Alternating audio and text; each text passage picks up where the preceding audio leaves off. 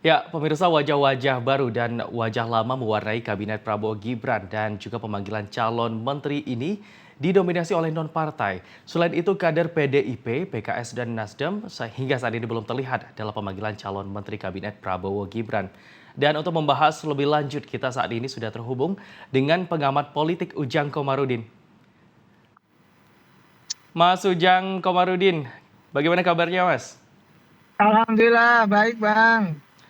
Ya, Mas Ujang, ini kita kemarin dari semalam kita menyaksikan agenda Prabowo memanggil sejumlah nama ke kediamannya yang diduga ini merupakan nama-nama yang nantinya akan menempati posisi kabinet Prabowo Gibran.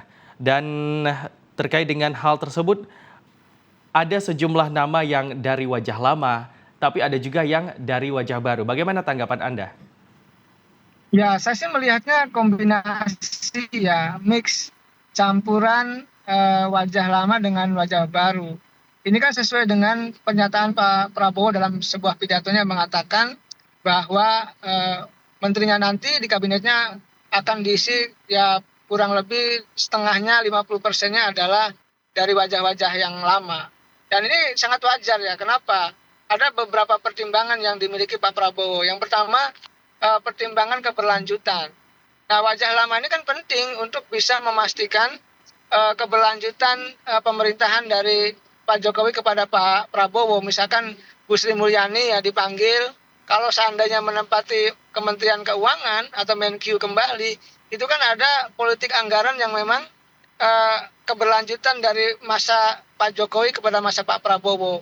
Dan itu sesuatu yang baik kalau menterinya itu dianggap bagus, dianggap bersih ya, dianggap punya pengalaman, dianggap kinerjanya memuaskan ketika di pemerintahan Jokowi Ma'ruf Amin.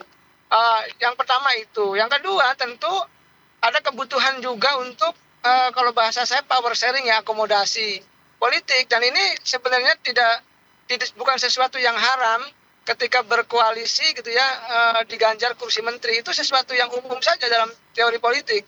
Oleh karena itu saya melihat akomodasi politik itu menjadi sebuah keharusan atau keniscayaan dilakukan oleh siapapun presiden terpilih. Nah, yang ketiga catatan saya adalah sebenarnya bagaimana memastikan Pak Prabowo mencari sosok figur ya, baik yang lama maupun yang baru, adalah betul-betul yang memiliki paling tidak 5 kriteria. Saya sering sampaikan 5 kriteria ini. Yang pertama, ini selaras sejalan dengan keinginan Pak Prabowo untuk membangun Indonesia yang bersih. Katanya menterinya tidak boleh korupsi, tidak boleh main APBN atau APBD. Maka harus dicari sosok calon menteri yang memang memiliki integritas yang kuat, memiliki integritas yang tinggi sehingga ketika menjadi menteri tidak korupsi. Yang kedua juga selaras dengan ucapannya Pak Prabowo. Pak Prabowo ingin membangun second kabinet, maka yang kedua itu harus punya kapasitas, harus punya kapabilitas, harus punya keahlian, harus punya kemampuan calon-calon menteri itu di bidangnya masing-masing. Sehingga apa? Sehingga kalau istilah saya, kalau suatu urusan tidak diserahkan kepada ahlinya, maka tunggulah kehancurannya. Jadi memang menteri-menteri itu harus ahli, harus capable, harus punya kapasitas. Yang kedua, catatan saya punya loyalitas. Jadi loyalnya itu harus kepada presiden. Misalkan didukung oleh partai, didorong oleh partai, direkomendasi oleh partai, tapi jangan loyalitas ganda, jangan loyal kepada presiden, tapi di saat yang sama loyal kepada pimpinan partai. Kalau sudah menjadi menteri, artinya ya mereka semua dihibahkan hidupnya loyal kepada presiden. Yang keempat, menteri itu harus punya leadership yang kuat. Mengatur kementerian, birokrasi, itu agak sulit, agak berat. Makanya kadang-kadang orang hebat ketika memimpin birokrasi menjadi nggak hebat juga. Nah, oleh karena itu perlu leadership yang kuat. Leadership itu adalah kepemimpinan di mana seseorang mampu membawa lokomotif perubahan. Artinya ketika kementerian itu yang ditempatinya biasa-biasa saja menjadi bagus. Ketika misalnya kementerian itu ada yang korup menjadi lebih baik. Kan seperti itu. Yang kelima catatan saya, ya menteri-menteri itu yang dipanggil mesti juga dekat dengan publik, dengan rakyat. Lalu juga dekat dengan elit. Jadi ini penting. Jadi kan di Kementerian Pak Jokowi kemarin ada yang dikritik oleh salah satu mantan wapres yang mengatakan ada menteri yang tidak pernah ngantor dan tidak pernah turun. Artinya di masa Prabowo Gibran ke depan jangan sampai ada menteri yang seperti itu. Baik, Mas Ujang, terkait dengan yang Anda sampaikan pada poin ketiga tadi, loyalitas tunggal. Nah, ini kita tahu komposisi dari sejumlah nama yang datang kemarin memang sebanyak 49 orang kalau tidak salah, tetapi 26 orangnya perwakilan dari bukan dari partai politik, tapi tidak sedikit juga dari perwakilan partai politik. Nah, bagaimana Anda melihat terkait dengan loyalitas ini ke depannya, Mas Ujang? Ya, kalau dari profesional murni ya, dari ahli yang murni misalkan dari teknokrat, dari akademisi ini sifatnya mandiri, artinya loyalitasnya loyalitas tunggal, pasti akan loyal kepada presiden yang memang memilihnya. Tetapi memang yang harus kita beri catatan gitu adalah eh, dari partai politik. Karena partai politik ini kan bagaimanapun direkomendasikan oleh partai. Mereka ya jadi menteri itu atas rekomendasi partai.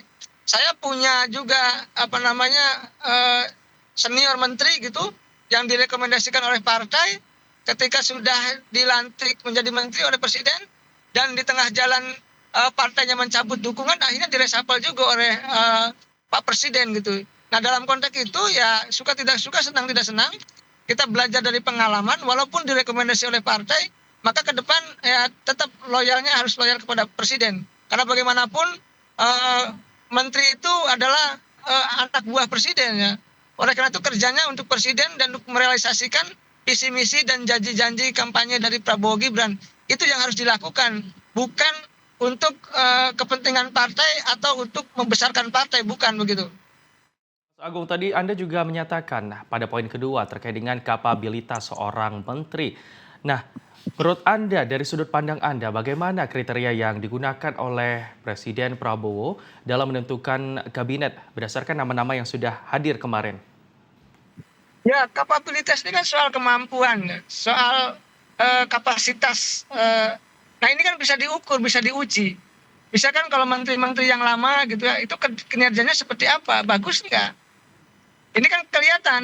Misalkan Bu Sri Mulyani bisa diukur Ya. soal kapabilitasnya mampu atau tidak, maka karena dianggap mampu, maka dipanggil lagi untuk menjadi menteri kan itu. Jadi ada ukuran-ukuran kuantitatif ya terkait dengan kinerja atau apa yang dilakukan atau produk yang dihasilkan oleh para kandidat itu. Dan ukurannya harus objektif, tidak boleh subjektif. Karena kalau subjektif tentu yang A jadi B, B jadi C. Kalau objektif tentu kalau yang bagus ya dibilang bagus, yang jelek dibilang jelek. Jadi saya meyakini ukuran dalam konteks menilai kapabilitas dari calonnya itu dilihat dari karya-karyanya, kinerjanya atau produk-produk yang dihasilkan ketika menjabat sebagai menteri ataupun di posisi-posisi yang lain. Mas Ujang, ini kan jumlah partai politik yang direpresentasikan oleh sejumlah nama ini memang tidak sebanyak dari bukan perwakilan partai politik non parpol seperti itu ya Mas ya. Nah terkait dengan hal ini bagaimana Anda melihat arah kebijakan Prabowo? Ya Pak Prabowo ingin membangun zakon kabinet maka harus mengisi posisi portofolio kementerian yang sudah disiapkan itu dengan orang-orang yang betul-betul ahli gitu, akar gitu, profesional. Tetapi di saat yang sama juga Pak Prabowo ada kebutuhan untuk tadi mengakomodasi kepentingan dari partai politik. Ya. Kalau saya sih mengatakan mix saja, mencampur saja antara kepentingan profesional dengan partai itu bukan sesuatu yang dilarang. Nah, arah kebijakannya seperti apa? Tetap arah kebijakannya bagaimana menteri-menteri yang ditunjuk itu betul-betul bekerja secara baik, secara profesional dengan kapasitasnya masing-masing, dengan bidangnya masing-masing, keluarkan kemampuannya sehingga nanti akan dinilai oleh publik, akan dinilai oleh rakyat baik atau tidak ketika sudah menjabat sebagai menteri.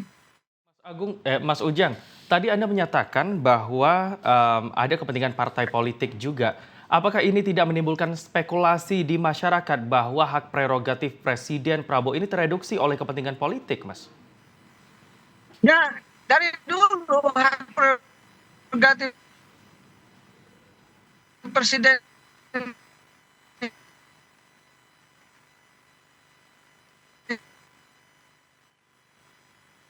pasti akan akomodasi ataupun power sharing koalisi. Apalagi Pak Prabowo membangun konstruksi koalisi yang besar. Artinya akomodasi politiknya pun akan besar. Iya. Oleh karena itu saya meyakini bahwa hak prerogatif itu disesuaikan ya dengan kebutuhan. Artinya disesuaikan dengan keperluan, disesuaikan dengan kondisi. Karena kondisinya berkoalisi ya suka tidak suka, senang tidak senang harus berkompromi dengan partai politik begitu. Baik, baik Mas Ujang, terkait dengan siapapun yang nantinya akan bertugas sebagai menteri, wakil menteri ataupun kepala badan pada pemerintahan Presiden Prabowo, kita harapkan semoga dapat bekerja dengan maksimal dan baik demi kemaslahatan masyarakat di Indonesia. Terima kasih Mas Ujang atas waktunya sudah bergabung bersama kami. Selamat kembali beraktivitas Mas Ujang. Siap, sama-sama Mas. Assalamualaikum.